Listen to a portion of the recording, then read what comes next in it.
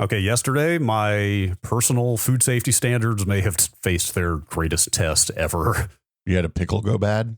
No, wait, pickles can't go bad, can they? No, pickles can't go bad. 100 years from now, you find a jar of pickles, go nuts. It's kind of priced into the whole thing, right? Yeah. It's just pre-grossed. Yes. Indeed. I love pickles, just for the record. Pickles are great. Yeah. You know what I've really gotten on, though, as an alternative to pickles is sliced pepperoncinis. Look, I'm going to level you up one. Jardiniere. Gardenier. Yeah. Oh, Jardin. I don't know how you say it. Jardinera.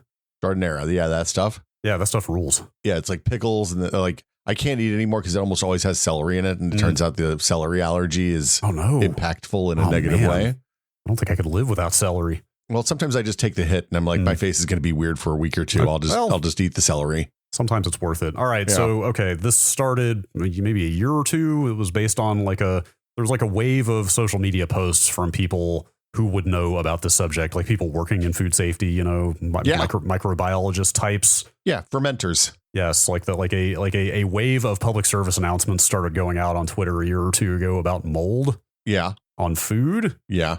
And how you should have a zero tolerance policy about it. I mean, I like penicillin, but I don't eat mold on my food. That's correct. Well, you definitely don't eat visible mold, but I don't know about you, but I had always been for my entire life, especially on like cheese and bread, a cut around the mold and toss it and just eat everything else. No, look, this is where taking microbiology in college really pays off, because when you understand how the mycelial network grows out of a single visible piece of mold into everything that it can touch. Okay. You don't eat the food when it has mold on it. I think before you even finished that sentence, it justified the actions that were taken yesterday, despite the fact that I was very resistant to them. Uh-huh. We went to Costco a week ago, and Costco, at least here, Costco sources like a fair amount of local stuff, I think, or like my understanding is that Costco's inventory is like pretty tailored to the area. It's like local adjacent, it seems like, from what I see. They have this amazing sourdough there that you can get in a 2-pack, 2 loaves for like $7. Is it the one with the mill on the label, like they're big kind of roundish bully loaves? Yes, they're more round than long. And it's like a yellow label. We get those from Safeway too. They have them there too. It's so good. It's some good sourdough. It's delicious. And in about a week, we got through the first loaf. Both of those loaves have just been sitting out on the countertop. That's fine. That's a place for bread in the Bay Area. And we got through the first loaf, and we got some excellent avocados from there as well. Oh, yeah. This is why you don't own a house. It's all this avocado toast you're eating. I had 5 minutes to make food in between podcasts yesterday, and I was so excited to go pull the biggest slices out of that loaf and make some really good avocado toast in the short window I had to eat. Wow, I see where this is going. Do you remember that scene from the first Ninja Turtles movie where they get down on their knees and like... Why, God, why? Send off that pizza that was... I don't remember that. Actually didn't stick with me that hard, if I'm being honest. That pizza that was gone too soon. So my girlfriend was immediately... There were like 2 spots of mold on there, and she was just like, junk it, whole thing out. Like, again, we had not even opened the loaf, and she was like, it's gone. Just put it in the compost. And I was like, no. Yep. You look, at least it was just bread and not something expensive. Oh, total. I mean, we're talking like $3-4 worth of food, but like to be clear, Costco is a rare event for us. Like we have to get a Zipcar. Like, there are arrangements that have to be made to arrange transportation to go to Costco. It's like an every 2 to 3 months thing. So it was not the $3 to $4 that we were losing. It was I really wanted to eat that bread. Let me tell you a secret about the Safeway that's around the corner from your house anywhere in San Francisco. They have the exact same bread there. I bet they do. Yeah, but it's $1 more. I bet it's 50 cents to $1 more, and that changes everything. as you know. That is my default. I'm making an egg sandwich bread. Okay, yeah, sure. Because I'll toast that up real good. Mm-hmm. Put a little scrambled egg on there. Maybe some cheese. I get this Yellowbird habanero hot sauce. It's like a little spicy, but not too spicy. Yep, I've had it. It's great. Put that on there, and boom, perfect stand-up. I wish Yellowbird would advertise with one of our podcasts again, so they would send me another gift box of hot sauce. We don't take ads on this podcast. Well, okay. What? Maybe another podcast. They sent you free hot sauce? Oh, dude, they sent like a sampler or like a full-size bottle of their whole product line a couple years ago.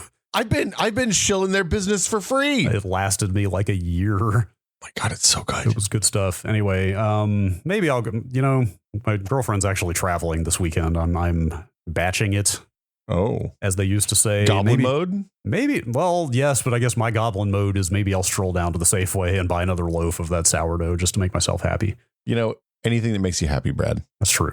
Actually, I have to say one other thing real quick before we go. That was a good place. Every week we try to strategically find a place to end the cold open, and that was you teed it up. I fired it home. Normally that would have been the place, but I just wanted to point out there's another 2-pack of bread that we buy at the same time, typically as the sourdough. I think it's Oro wheat.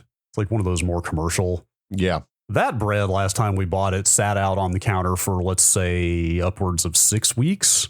Oh, I can beat that. Never one bit of mold, which I'm just going to say maybe start questioning whether I want to keep eating bread that never molds on the counter. So we're pretty reliable on like sandwich bread. We have some specific tastes and requirements there, but like hot dog buns, hamburger buns, which we use in the summertime season a fair amount. We just buy whatever's cheap, right? Sure. So Gina got some ballpark hot dog buns the other day that the date on when I looked at it was April. Huh. They're still good. Okay. Nothing on them. No weird smell. They're not even really very stale. Well, look, that bread is probably at least 60% food. It's science bread, man.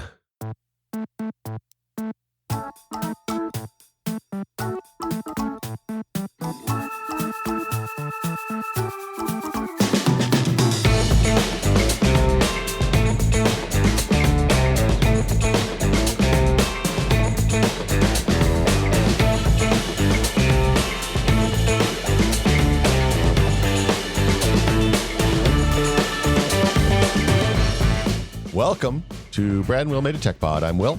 I'm Brad. Hello. I got to say, Brad, I grossed out my daughter the other day because I had forgotten to we had one leftover slice of pizza after pizza night, and I forgot to put it in the fridge at the end of the night. So I just put the box, usually I don't take the trash out at midnight or 11 o'clock when I'm cleaning up the kitchen just because I don't want to be the loud, annoying neighbor. So I put the empty pizza box on top of the toaster oven, and then I take it out first thing in the morning, right? Sure.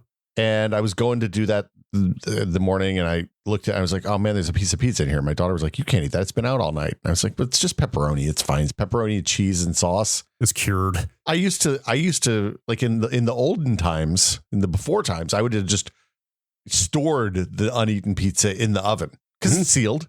Yeah. So I ate it. She's like, your stomach's going to hurt. And I was like, no, it's going to be fine. And then my stomach hurt. She was right. Oh, no. Not bad. Okay. But like, definitely my intestinal tract was like, you have done something unnatural to me. What are you doing, man? Okay. All right. You're too old for this shit. Good to know. I have a question for you. Hit me. I've noticed when we got in our call this morning, above my name, next to my name, there's a little lightning bolt that says tech. Uh-oh. To indicate my allegiance to the tech pod community. We're talking on Discord, I think. Yeah, on Discord. And I noticed yesterday, I was talking to Alex Navarro, your friend and co-host from the Nextlander podcast and streaming show. And he has a little NXL next to his name, I noticed. So true. This technology has come to both of our Discords. It's a 2-part question. First is there's been some conversation on the Discord about what our tag should actually say. I just chose tech and a lightning bolt that was purple because, well, our logo is purple and it's called the Tech Pod. Yeah. I think that makes sense, but people had other ideas, such as first of all, what's the character? I mean, the most important thing here is what's the character limit? 4. Okay, up to 4, and I think you can do emoji.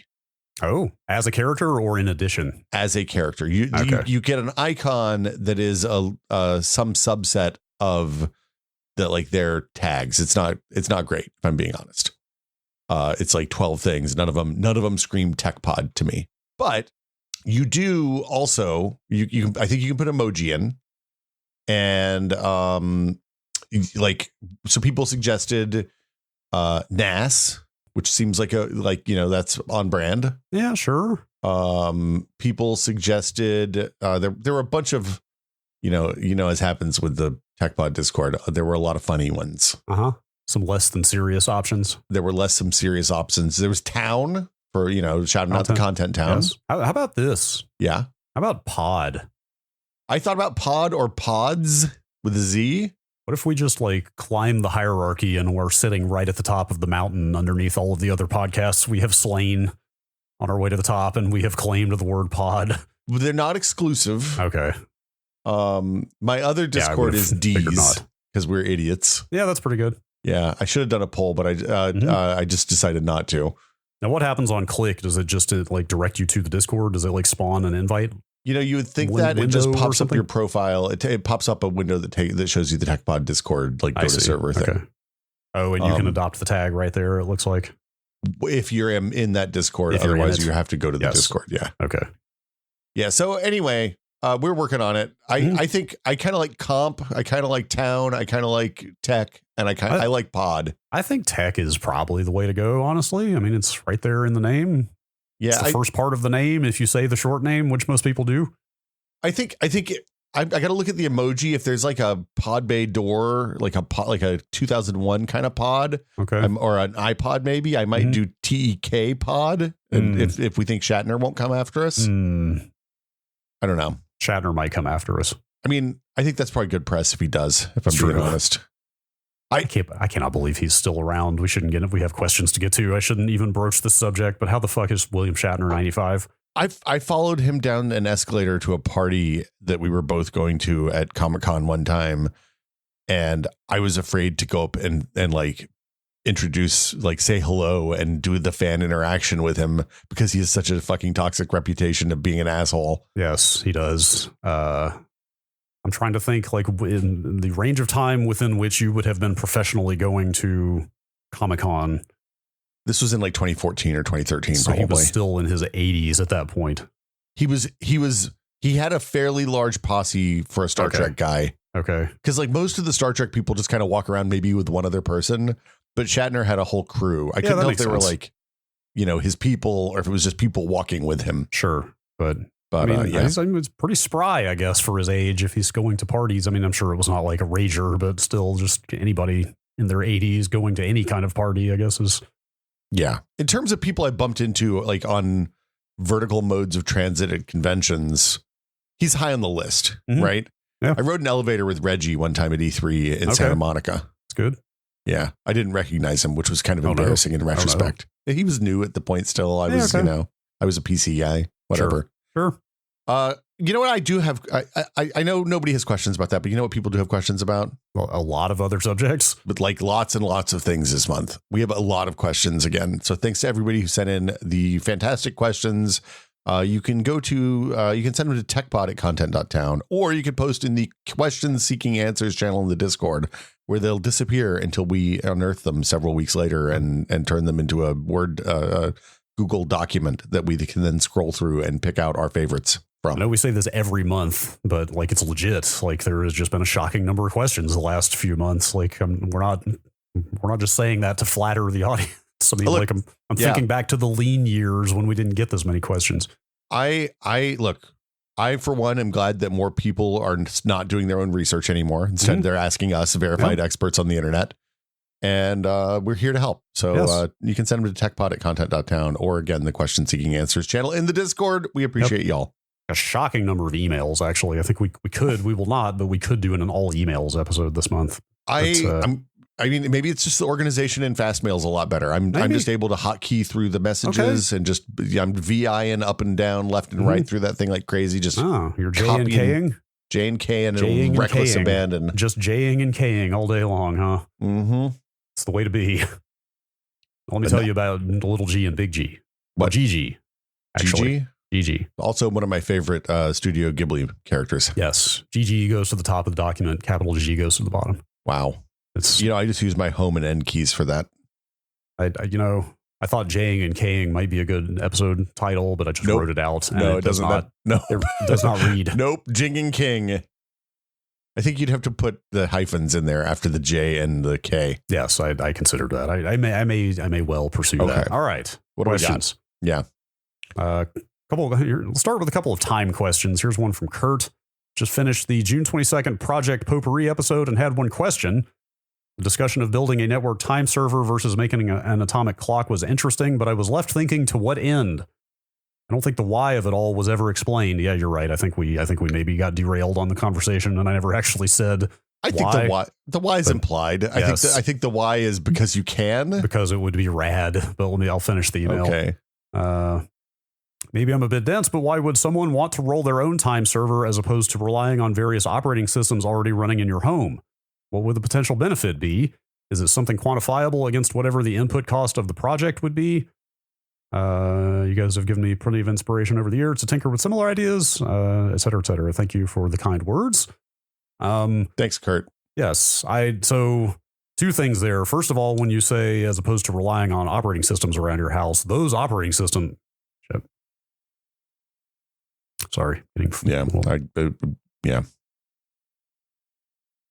So like a couple things here to start with. When you say, as opposed to relying on various operating systems already running in your home, those operating systems are themselves relying on NTP servers across the internet somewhere. Yeah. Like, the computers in your house are not themselves their own source of time truth.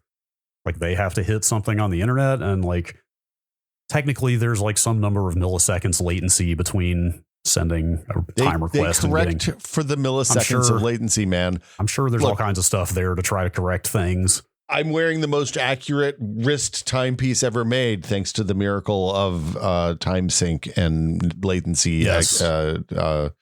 Amelioration, I guess. Sure. Yeah. So, I mean, like, again, the real answer to why would you do this is because it's cool and you can, and it's actually quite cheap. Like some people, I think I talked about those Time Machines Incorporated boxes last week that are like $350 and new, or a couple $100 on eBay used. But some people on the Discord were like, yeah, with the Raspberry Pi and like a $20 GPS receiver, you can actually do this pretty easily yourself. Now, like, I'm not going to sit here and quantify what the difference would be in time accuracy, but if you have a thing on your network hitting GPS directly to pull the time down, then everything on your LAN has only got to go across your LAN. That's to true. Hit that server. So one hop.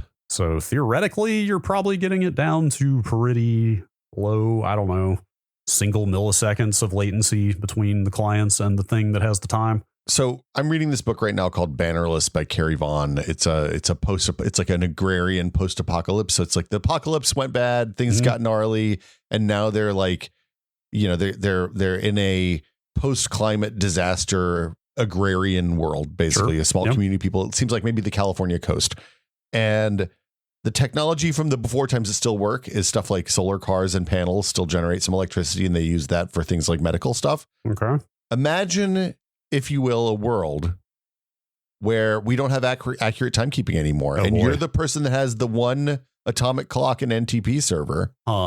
You could be the timekeeper for your whole little post-agrarian society. Can you hook an NTP server up to a sundial? Yeah, sure. Why not? Absolutely. That sundial is always going to work, right? Look, this is why I want to get a sextant. That's all I'm saying. Sure. Yeah. You know what a really interesting question would be that I think would have to be answered by a domain expert is if something like that, in the event of a technological societal collapse, how long would GPS satellites continue functioning without any maintenance? Like I assume they're probably made to go for a very long time without being touched, right? But they degrade over time, right? And maybe there's also software maintenance that has to happen there, even outside of like physical mechanical maintenance. But also they have a limited amount of thruster juice, like a propellant, right? So those monopropellants are limited, and that defines the life of most low LEO satellites. That and drag on the atmosphere. I didn't realize those things had to correct their trajectory or velocity or whatever. I figured they got put in synchronous orbit and just kind of went. Well, so the way most satellites work is that they have gyroscopes, like multiple gyroscopes that they can control orientation with, but they can't do lateral and translational movements with those. So they need some sort of propellant to correct like the drag by the microatmosphere at the high altitudes and stuff like that. And I guess I don't know if there's maybe a bunch of like very small gravitational tugs from other objects that are constantly being corrected for as well. Yeah. So according to Crater Moon on Reddit, GPS satellites orbit at 12,600 miles, which is pretty high. Barring collisions with debris, they should last a long time. The current spacecraft that we're adding to the constellation now, 12 years ago, by the way, have a design life of 12 years, but in reality, they usually last longer than that. 50 years is their upshot, is what they figure. Okay, that's still pretty good. Yeah. Yes. I've always read the GPS satellites have to correct for their own relativistic effects. So like they're going fast enough that there is enough. I mean, but that's just math. Right. But I mean, we're talking about I don't know, billionths of a second or something, but these are devices where time needs to be absolutely accurate, so it matters even at that tiny scale. Yep. But they are going fast enough that they are experiencing enough time dilation to throw their clocks off from that on Earth. Yep. Which is a fascinating thing. The math is hard. Yep. One more question about time here from James. Precision Time Protocol version 2 is a protocol used for synchronizing clocks in networked measurement and control systems, achieving high accuracy time synchronization, often in the sub-microsecond range. Wow. It is defined in IEEE 1588-2008 and is not backwards compatible with the earlier 2002 version. Can't believe they'd throw that out. PTP v2 utilizes a series of messages to synchronize clocks between a kind of central clock and client clocks. I think that's pretty much how NTP works as well, at least there. And this part I don't get. It's also used for transfer of high digital video. Think like uncompressed SDI video over Ethernet. I'm not sure what that part means. Yeah, I don't know what that means. Anyway, NTP isn't accurate enough. Smiley face. There we go. I mean, you could see probably in like scientific computing type situations, you needing better than NTP accuracy. Look, if you want to synchronize the time on your atomic clock, you need something better than NTP accuracy. That's right. Otherwise, why bother having an atomic clock? Here's an email from Jim. We got 2 different emails from people in the UK that said basically the same thing. Yeah. So this must have been somewhat widespread. It happened here too. We had another. There was a comment in the message thread about doing the same thing in the U.S. as well. Wait, did they use? Well, I'll read the thing. I'm curious if they used this exact same solution. It was about us talking about jury duty during the early pandemic when they didn't want to put people in the same courtroom together. Yeah. This is from Jim. For part of the pandemic, I was back in my home country of Scotland and got summoned for jury service on a criminal trial. The trial was held in the courthouse in my town, but the jury were sent to a closed cinema in a nearby town. The jurors were given assigned seats in the cinema so that we were all adequately socially distanced, and the trial was live streamed onto the cinema screen. There was a camera feed of our auditorium back to the courtroom, but no open mics on our end, so if we had questions, we had to tell a court staff in the auditorium who would send a text to the courtroom. We were brought packed lunches and had to stay in our assigned seats to eat them. The trial lasted 4 days and was quite a surreal experience. I wonder if they got to use the Coke Freestyle machine at the movie theater. That would have made that day go by a little bit easier, at least in my experience. Like, imagine if you were sitting there with like a full-on stadium seat recliner, and the judge is like, "Hey, juror number 8, no reclining past 30 degrees." You look a little snoozy. Pay attention. Juror number 7, eyes up here, please. Yeah. Man, provided lunches, that would have changed everything for me. I mean, not everything, but that was certainly getting lunch out of the whole thing would have been nice. I gotta imagine you're like looking at like a piece of white bread and like one piece of turkey and maybe some mustard. Some like Firefest level of private meal. I got paid for my jury service. What'd you get? Like $35-$40? The check finally showed up. It was about $228. I think.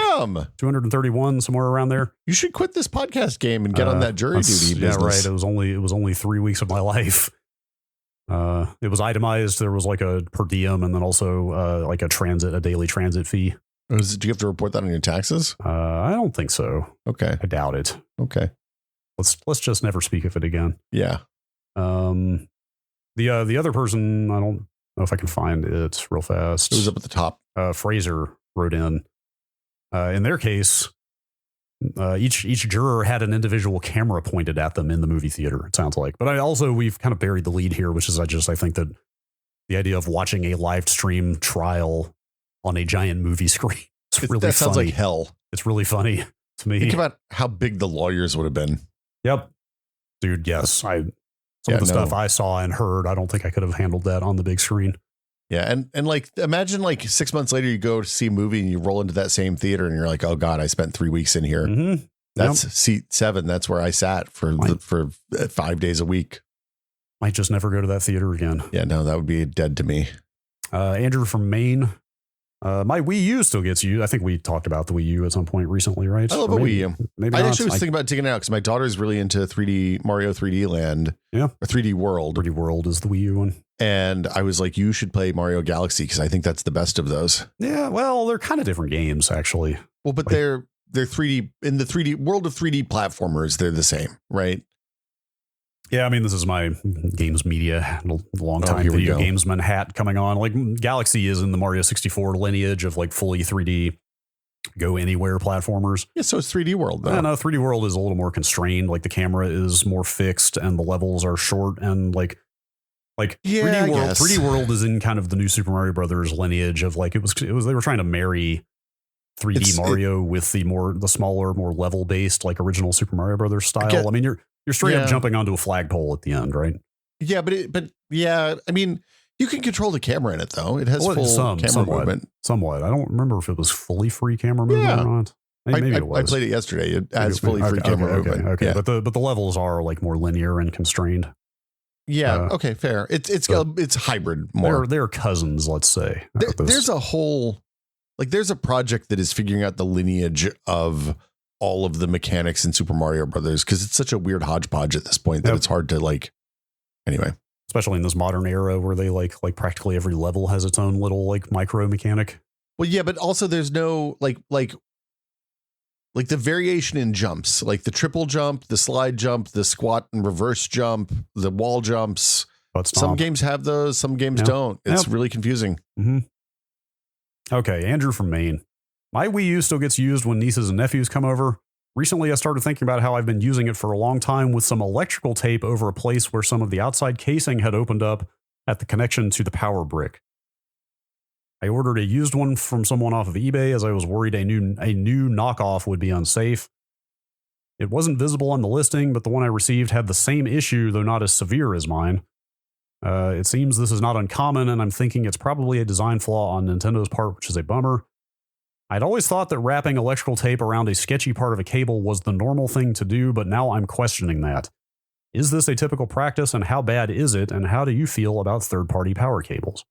So there's two parts of this, right? One is that wrapping electrical tape around something that doesn't get a lot of mechanical stress, I think is pretty fine. Yeah, it seems pretty standard practice. You could put heat shrink on instead if you wanted something a little more permanent. Well, so if you want to do heat shrink, generally you have to dismantle the cable and then reassemble it, which is more fraught because you can't get the heat shrink over the fat end of the cable usually. I guess do they not make giant heat shrink that just shrinks a lot? Well, they do, but it doesn't shrink enough generally to do the thing that you want to do. Sure.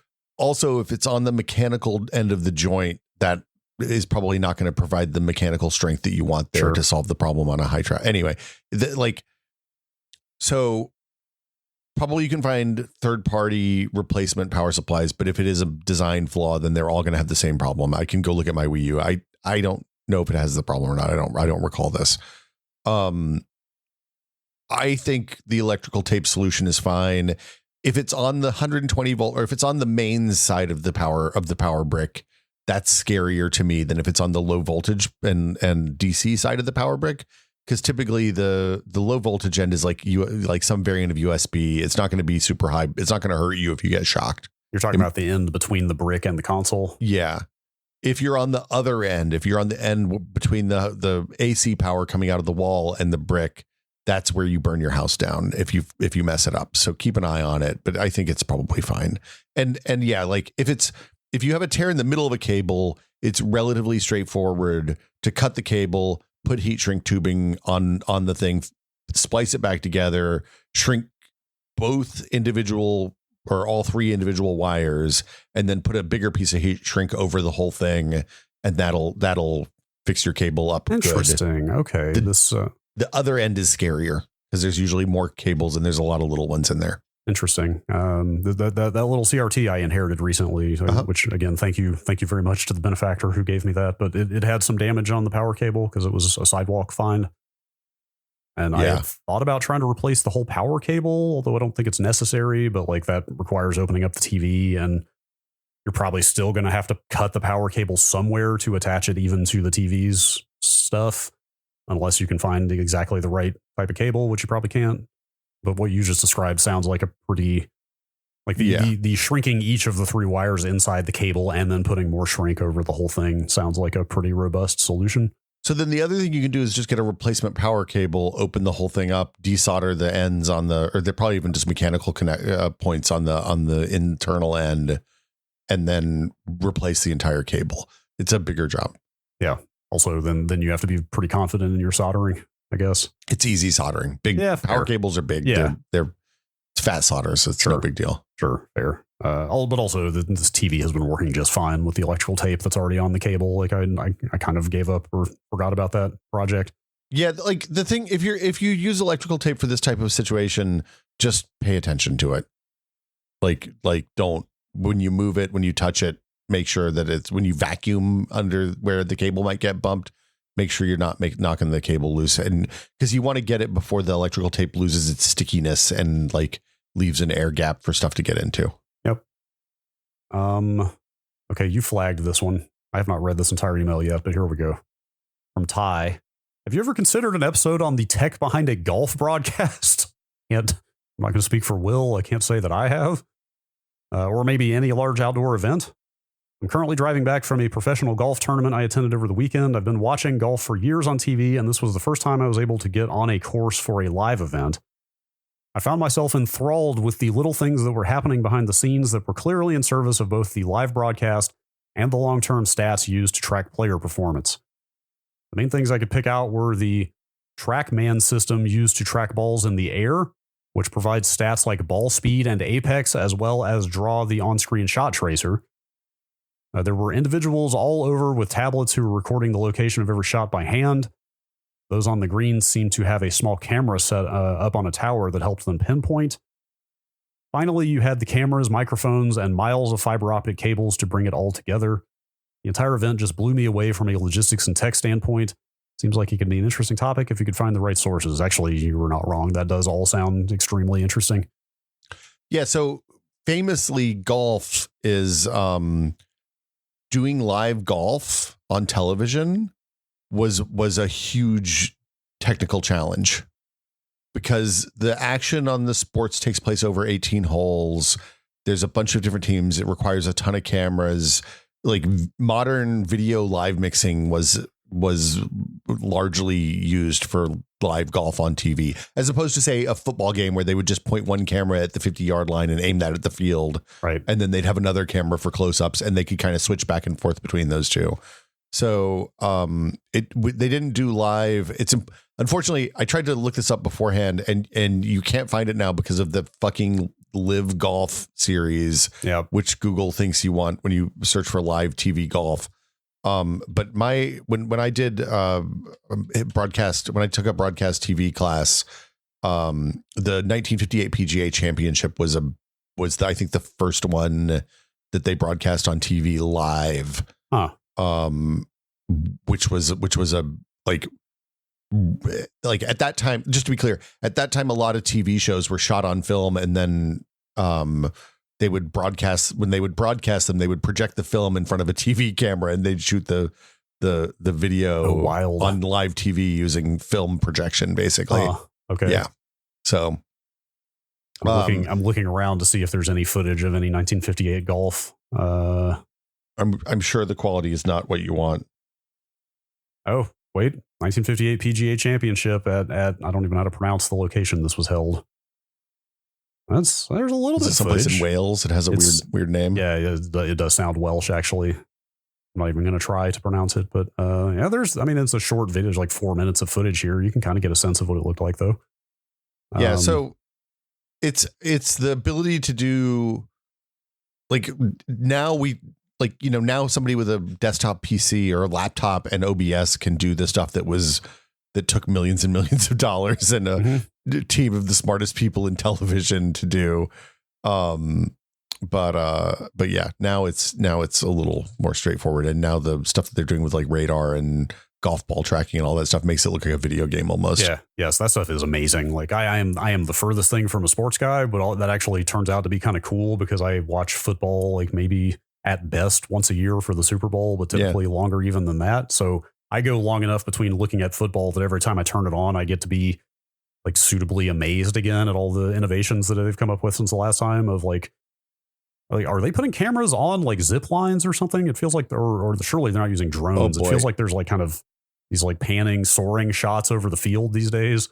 So that's a Jamie Heineman patent. I think he's involved with the people who made that. Yeah. I can't remember what it's called, but yeah, there's basically cameras suspended on 2 long wires, and they track along or maybe it's 4 long wires, and the motors go in and out on either side, so it can zoom above the thing. I can visualize how that would work. Occasionally people punt the football and it hits the thing, and they have to do it over. They have to have a do-over.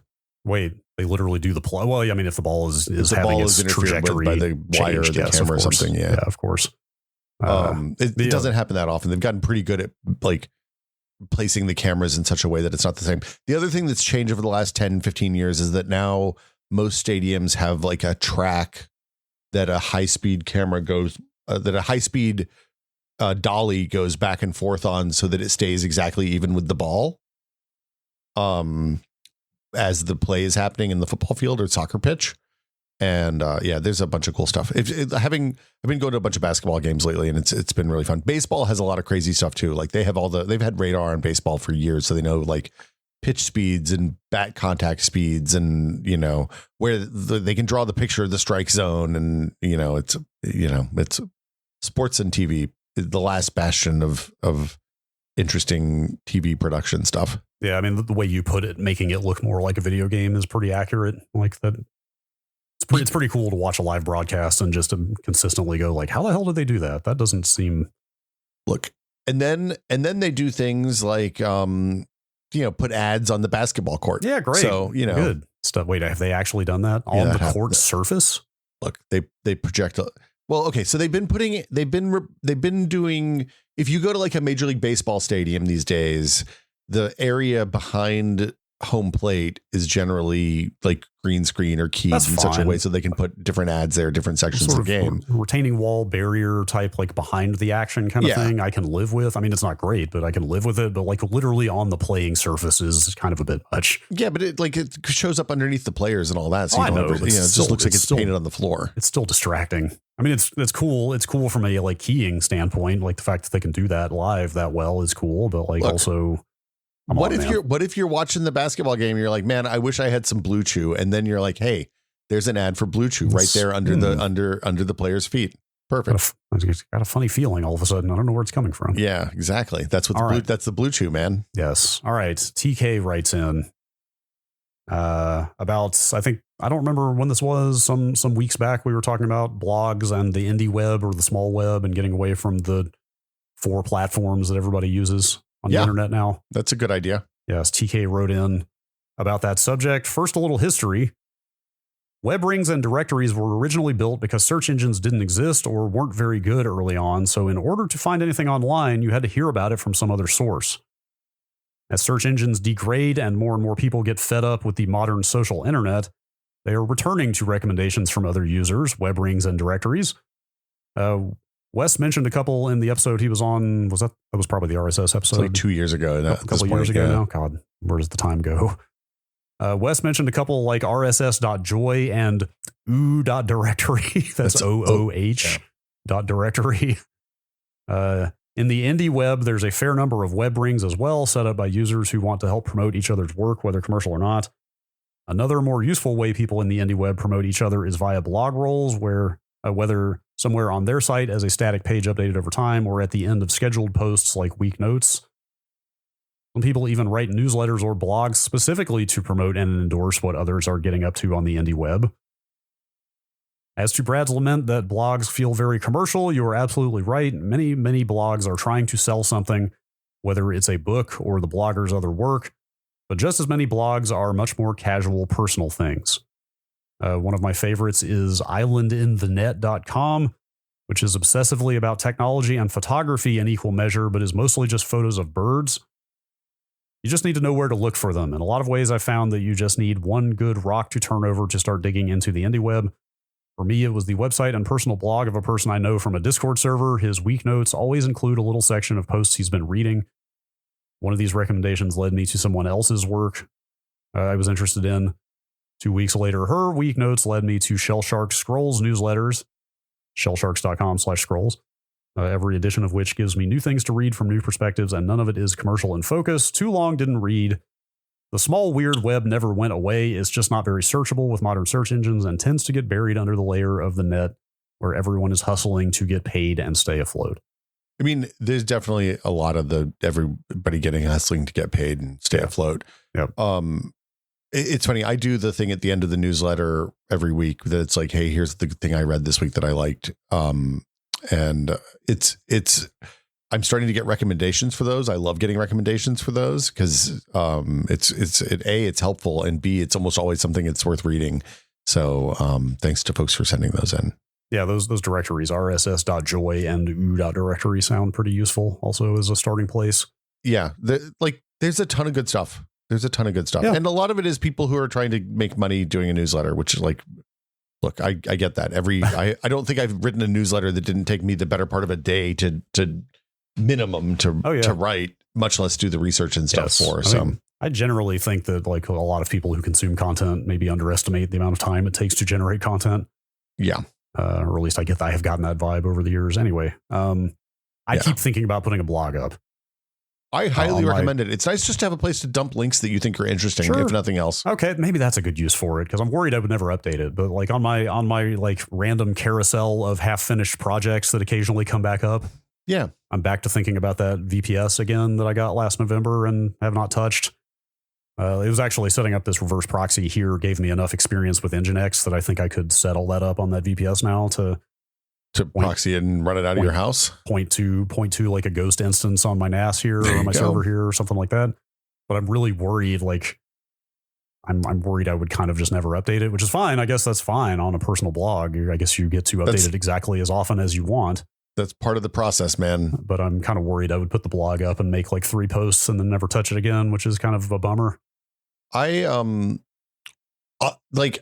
gonna say there's a couple other places I like for recommending sites. Like I think it's fine to have a personal blog that you never update, right? Yeah. Like you're doing it for you. It's a place you go to store links, whatever. That's fine. Kottke.org, which is Jason Kottke's personal blog that's been running for like 100 years now, is fantastic for like weird, interesting, cool shit on the internet. How do you spell that? Kotke. I think it might be 2 T's. Yeah, it's two T's when I look at it. Okay. I really like it. It kind of fills the void. Like I used to read Boing Boing every day back in the early 2000s, and it's not quite the same as it used to be. They felt the pressure of monetization the same as everyone else. And it kind of changed the tenor of the thing a little bit. Sure. Actually, looking at Daring Fireball a couple of weeks ago, like that's Gruber, right? That's Gruber. Like I basically only look at that site when we do an Apple episode, but I was reminded looking at it, like some of his posts are actually like, first of all, 80% of the post is a quote from somebody else. Yeah. And second of all, the overall post is tiny, which means that he wrote like 2 sentences attached to a quote, and that was a post. Like it makes me realize like, you don't have to sit down and have to write a 5-paragraph thesis every time you make a blog post. Like it could kind of just be as minimal as you want. So the thing I will say, having been the person who writes those kinds of news posts for computer sites for over the years, is that the time spent making that kind of blog isn't in the writing up that one post. It's the reading the 80 other things that you didn't decide were worth sharing. Right. Yeah. Like you have to just voraciously be reading stuff all the time. The other one I like is Laughing Squid, which I think is still around. Heard of that. Laughing Squid was a project by it was an ISP for a long time, and it's just like a New York culture blog basically by Scott Beal, who was started in the 90s in San Francisco as probably like some well adjacent thing or something, and it's quite good. It's kind of fills that Boing Boing, the hole that Boing Boing has left for me. God, the well is a name I have not heard in a very long time. Bruce Sterling still posts, notable well denizen Bruce Sterling has been posting on Blue Sky again lately, which I quite like. It's very exciting. Okay. The Whole Earth Electronic Link. Electronic. Yep. That is one of the most 90s phrases I think I've ever heard. Look, it was cyberpunk before cyberpunk was cyberpunk. Sure. Let's see. Email from Kevin in Toronto. I swear we'll get to some Discord questions. You've mentioned home cameras before, and I've never heard you mention Frigate. I use it for my small self-hosted camera system. It works entirely offline, has object recognition, integrates with Home Assistant, and works with any IP camera that makes its RTSP feed available. Personally, I use an Amcrest AD410 doorbell and a few Raspberry Pis streaming RTSP feeds. Highly recommend checking it out. That sounds fantastic. I really like it. In the world of Home Assistant integrated stuff that I love, I also added Music Assistant to my Home Assistant install the other day, which basically unifies all of the Apple and Google and whatever other endpoints, Sonos endpoints in my house into one easy interface. And it conglomerates all the places that music come from in my house and podcasts. So I can like pipe my audiobooks feeds, my Apple Music, my local stored music, and I want to say my podcast feed. I can't remember. There's something else that goes in there. And that they all show up in the same place. So I'll definitely check out Frigate. Thanks for the recommendation. Okay, email from Jeremiah. Will, you said you'd be interested for suggestions on what else to use a foot pedal for. I love playing first and third person games on PC with keyboard and mouse, but I really hate holding down W with my middle finger for an entire evening.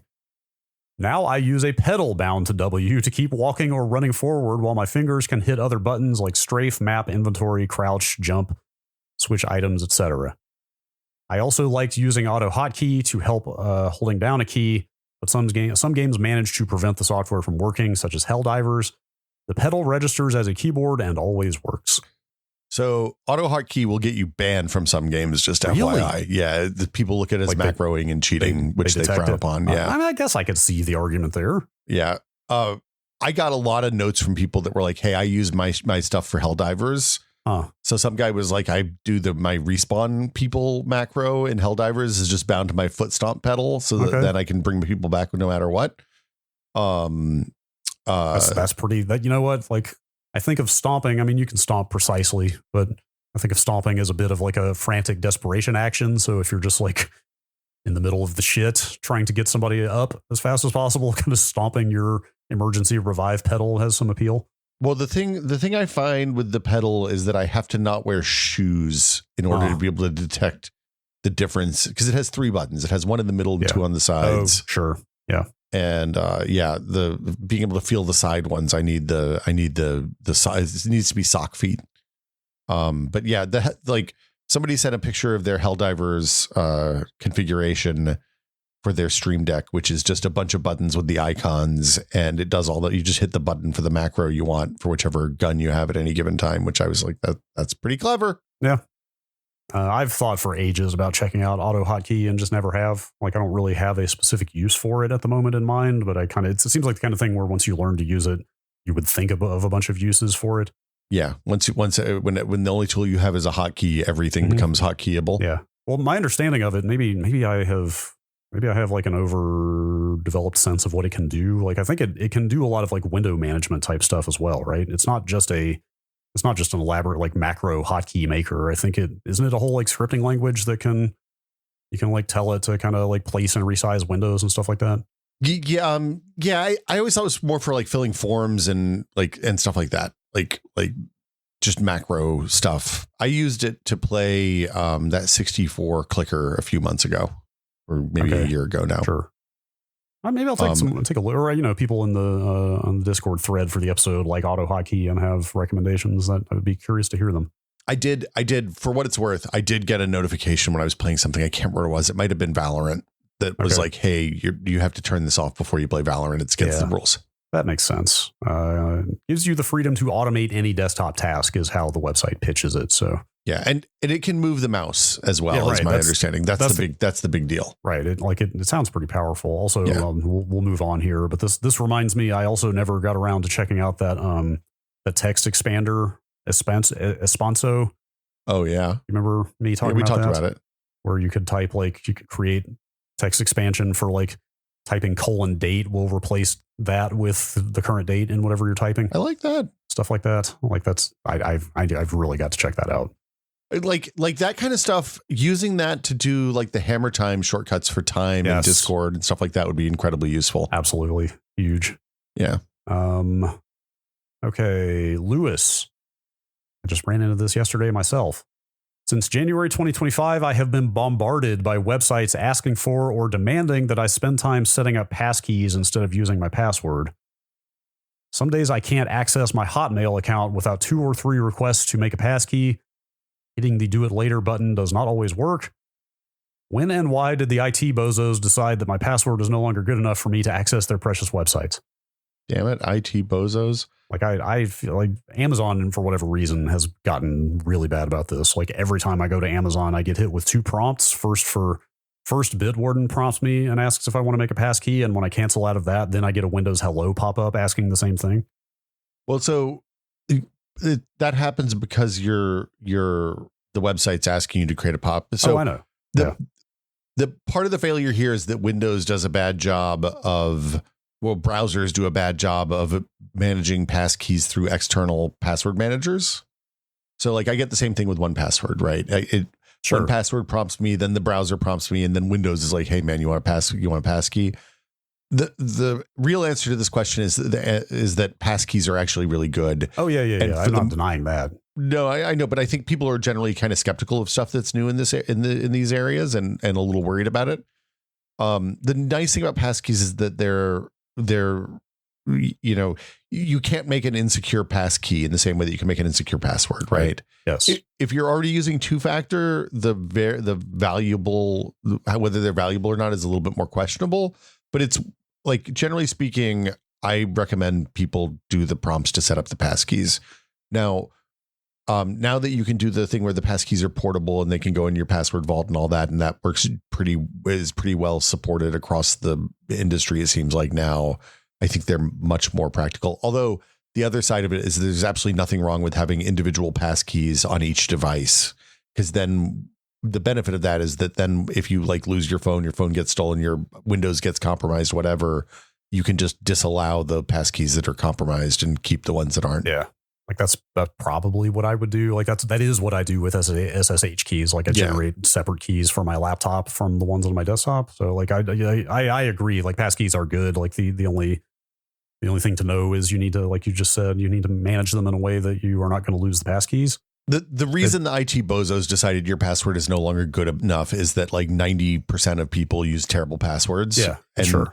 Like if you're listening to this podcast, you're probably in the percentage that's using good passwords. Right. Like I have pretty good password discipline already. I mean, the bigger thing here though about this email is just is the amount of like getting in your face about it. Like, like how do I disable that prompt on Amazon? I have no idea. Like, is there even a setting? You create a passkey, right, and then they stop bothering you on any device. You can use the password on the other devices. Totally. But the bigger thing though is like, has Amazon exposed a way to turn off that nag? Probably not. No, of course not. Probably nothing I can do. They want people to use that nag because it reduces the fraud and all that stuff. I get it. I guess when I make the transition to passkeys, I'm going to do it globally, not because like one corporate platform bugged me into doing it enough. Like I would rather kind of do it on my own time, but.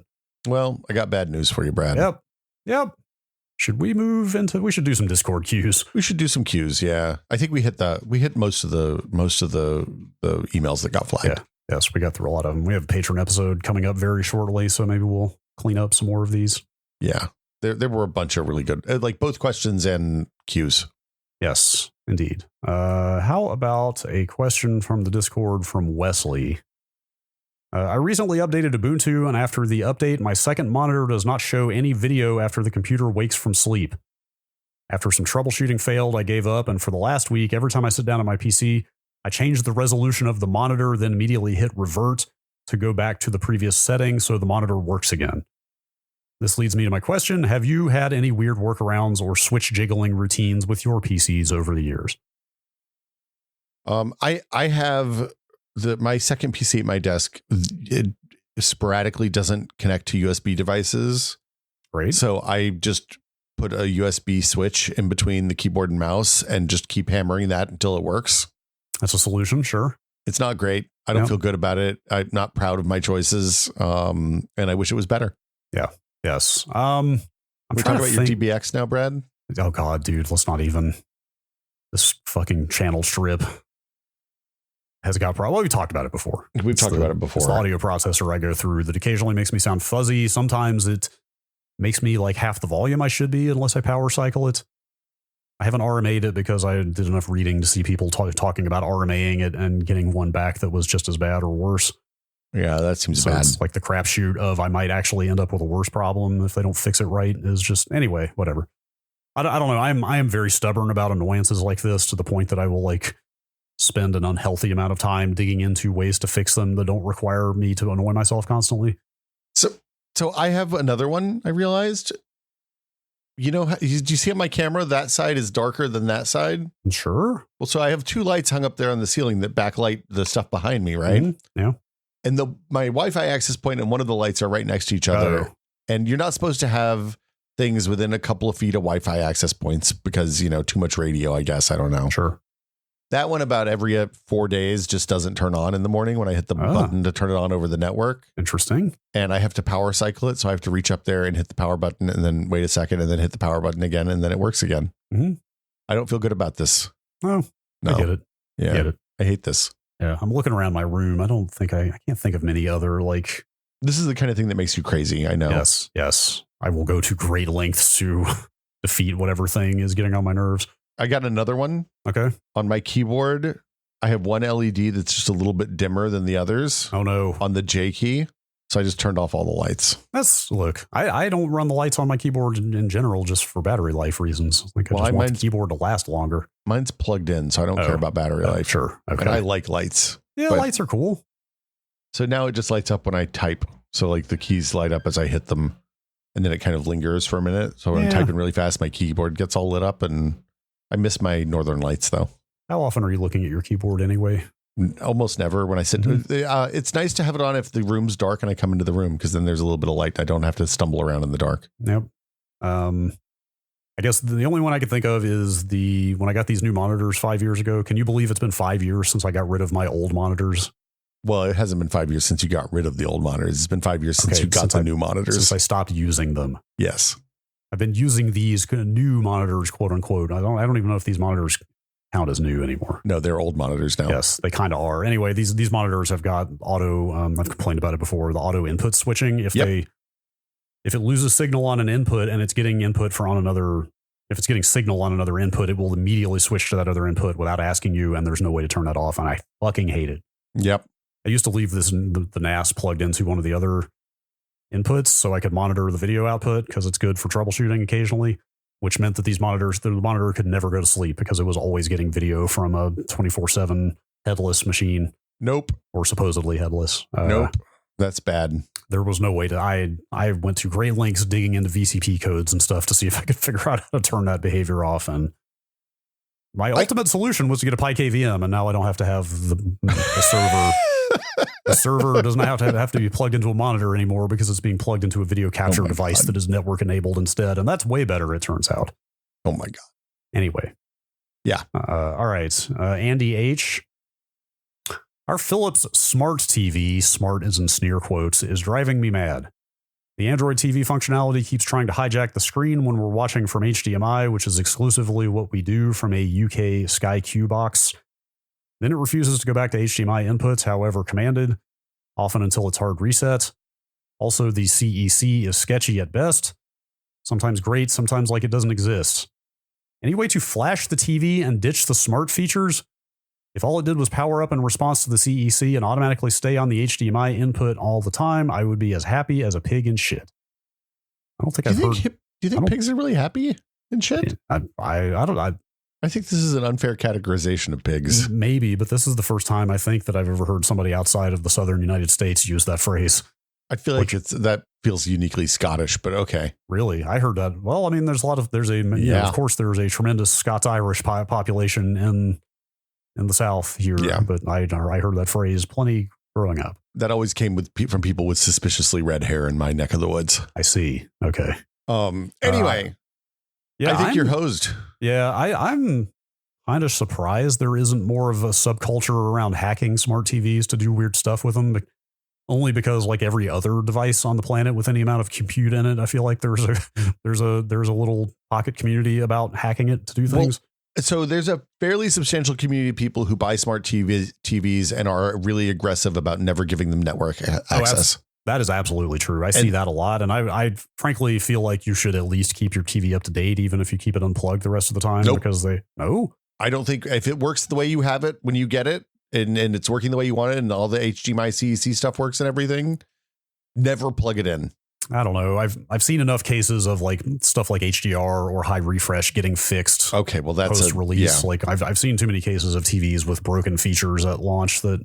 But that's not fixed 3 months later. That you should at least update the software, probably. But that's not it working when you get it right. Like that's it being busted and then them fixing some stuff. But there's always, at least for me, there's always the nagging feeling of like it might look like it's working, but it might actually be subtly not right in some way. If you can't tell, it's fine. That's my new policy. Look, I suppose. Look, I think you get your TV working the way you want it to, and then you disconnect it, you ban it from your Wi-Fi, and you never let it back on. This problem goes away. I think it would be rad. Well, of course I do. This is absolutely something I would probably tinker with. I think it would be rad if there was like a kind of like a coordinated effort to root smart TVs, and there was some like open source smart TV OS replacement that did nothing but what you want it to. But it doesn't seem like anything that I assume that A, it's probably somewhat hard to root TVs, and B, there are just such an endless number of models of different TV out there that it would be like impossible to keep up with everything. Yeah, and probably there's variations inside the same model even. Right. I'm kind of surprised. So, okay. In like, if you want to buy a range or a stove, if you buy a cheap one, they're dumb. If you buy a mid-range one, like anything from like $1,000 to $4,000 or $5,000, they have all this electronics nonsense in them. They're connected to Wi-Fi and a bunch of bullshit. And then if you buy like a $10,000 Viking range, then those are all really dumb. There's just valves and metal, right? Yep.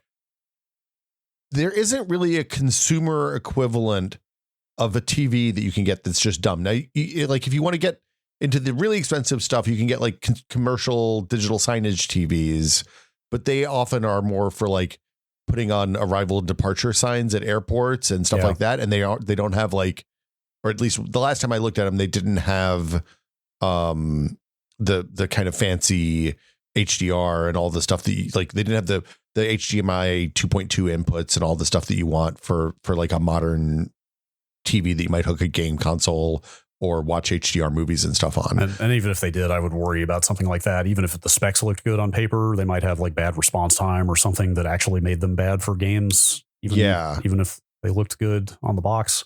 I mean, kind of the place to do this is monitors, computer monitors.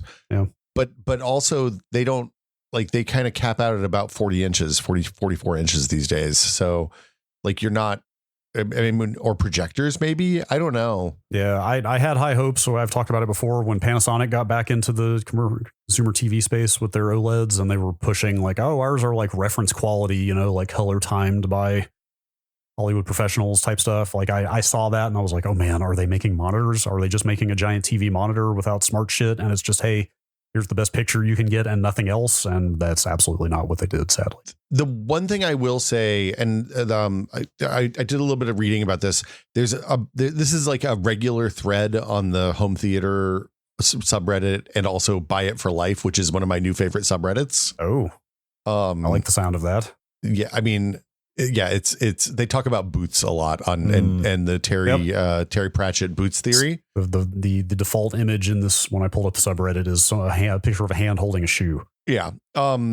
Their point is the common thread seems to be, if you buy really, really cheap, like TVs that seem too cheap to be real, they're going to do things that push you to connect them because they're making their money on stuff, that ads that are pushed to you and data that's collected post sale, right?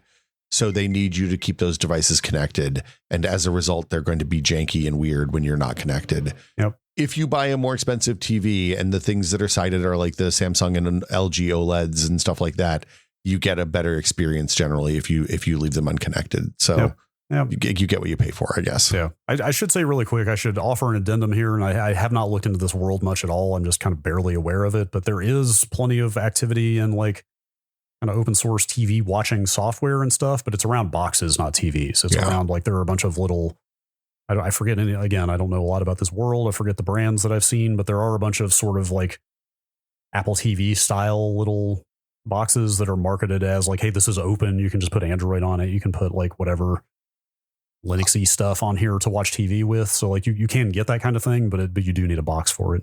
I want to say, I think it's Craft Computing, Jeff over at Craft Computing, but maybe it's not. I saw a video of an open source, like, hey, here's a, I can't find the video on Craft Computing's channel, but it's like a little set-top box that you can use to watch TV in a completely open infrastructure with what looked like a really nice UI and the whole thing. So yeah, that's cool. Although I will say, when I looked briefly at those boxes, like the good ones that did all the HDR you want and everything and had all the codec support, were close enough in price to an Apple TV that I was like, I'd probably just get an Apple TV. There's a what's your time worth, and everything doesn't have to be a hobby, right? Yep. You can have some things that are just like, hey, I just want to sit down and not think about this and watch the baseball game. Yep. And as long as an Apple TV, I mean, they seem like they are flexible enough about what they will allow on the App Store these days that you can probably do most everything you would need with one of those. Plex and Jellyfin clients and like streaming games stuff, and it's all fine. There's a God, I'm trying to think the name of it. It starts with an I. There is a video playback app that people swear by on iOS now. They have, I cannot remember the name of it. I haven't used them, but they have the things that will do like a Plex library pulled straight from BitTorrent or Usenet or whatever. And like, it's all in the App Store. Apple doesn't give a shit anymore. Yeah. Somebody will post it in the Discord. I'm positive. I just cannot remember the name of that app. People seem to really like it. Okay. Yeah. That was a perfect segue. Let's do a couple more questions real quick here, but here's a perfect segue into this email that I had wanted to read from Xylo. You ever feel like you give yourself too much cognitive load from your hobbies? I've always been a gamer, but I also really enjoy movies, TV, learning programming, and meanwhile, I still have to keep up with being a dad, husband, brother, podcast enjoyer, family tech support, and so on. Not to even mention the things I'd like to do, like reading and cooking. There's not enough time in the day even for a min-maxer, and even less when so much of it carries mental weight. Yeah. I am asking myself this question constantly. Yeah, I try to delineate things that are things I want to think about a lot and things that I don't want to think about a lot. Like, I mean, I feel like we talk about this a lot, right? Like I bought a Synology instead of rolling my own NAS last time around because I was just like, I just want this to work and not have to think about it too much. And I've been increasingly thrilled with that choice. Fair, that's fair. But like, there's some stuff like the learning programming I've really been enjoying, and it's like really positive mental, like it's mental load that's fun and enjoyable to me. Yeah, I mean, that's got to be the key. Like that's why I did roll my own and run a big server and just put bare Linux on it and don't have any web GUIs or anything like that. Like I enjoy learning the internals of stuff and how to administrate it myself. Like if it's not fun, if you're not enjoying the like work part of the hobby, then you absolutely shouldn't be doing it. I was talking to a friend who has a kid younger than mine about navigating Roblox, because Roblox, like, when they asked me, hey, should I let my kid get on Roblox since they're like 7 or 8 and all their friends are there? I said, no, under no circumstances let your child be on Roblox. We talked about why and how it's predatory and yada yada. And if I knew what I knew now, I would have just bought my kids' friends Switches so that they could play Animal Crossing together, even if the parents didn't want to buy a Switch. But the upshot was, the good thing about my daughter being on Roblox is that we had the conversation about games. Like the things that you do for fun should make you feel good. Right. So like when she was playing games on Roblox, she would come back angry and upset, and it's because of predatory monetization and like bad gambling for children and stuff like that. And I was like, does playing this game make you feel good? And she was like, no, I feel terrible right now. I was like, yeah, then that's not a game. You should not do that. And the same thing applies to hobbies, right? If your hobby isn't fun, then get another hobby. You should go do something else and do what if you're doing tech support at work all day and then you come home and you do tech support at home all day, that doesn't sound fun to me unless you just really love doing tech support, which is like, that's fine. I'm not going to kink shame anybody. Now, where that breaks down, though, is when you do want to do the thing and you do think it's fun, but you just feel like you don't have the mental capacity to continue doing it. You know what I mean? Like, I don't know if I'm certainly not some cognitive scientist or whatever, but like whatever. It feels more to me, maybe I don't know if this is a symptom of middle age or maybe it's like post-COVID thing or what, but like I feel like I've got a very finite mental store these days in a way that maybe I didn't as much when I was younger. But also my hobbies these days have trended much more toward like what this person is talking about, of like kind of higher cognitive load, like whether it's like running the server or wanting to learn to write code in various languages or like piano or, you know what I mean? It's like, yeah, it's all like a lot of fairly technical stuff that you really need to like focus and drill down and concentrate on to learn. And like sometimes when you've got 45 minutes at the end of a long workday, like you just don't have it, you know, like you're not going to do anything productive there. And, you know. But I mean, so that's the thing, though. If it's a hobby and it's not something that like is going to mess up everybody in your family if you don't get it done when you need to, then you can put that aside and go cook dinner and do something that's chill. And like it's when you get in a situation where you're like, oh God, I fucked up the DNS for the house and now everybody's internet's down. How am I going to fix this? Oh, I've got a story about that. Oh yeah, it's always DNS, huh? That was a high pressure situation. Yeah, actually, we'll talk about it. I think it was Just a Box on the Discord had a good suggestion for a follow up to last week's like aspirational projects episode. Oh yeah, which was a post-mortem review of projects we've done and whether they were worth the hassle or not, and like what issues we ran into. And I had a fun high pressure, I've got to get the internet working immediately situation with the blocky transition recently and a power outage and having a flight I had to pack for and leave for in like 90 minutes. Oh boy.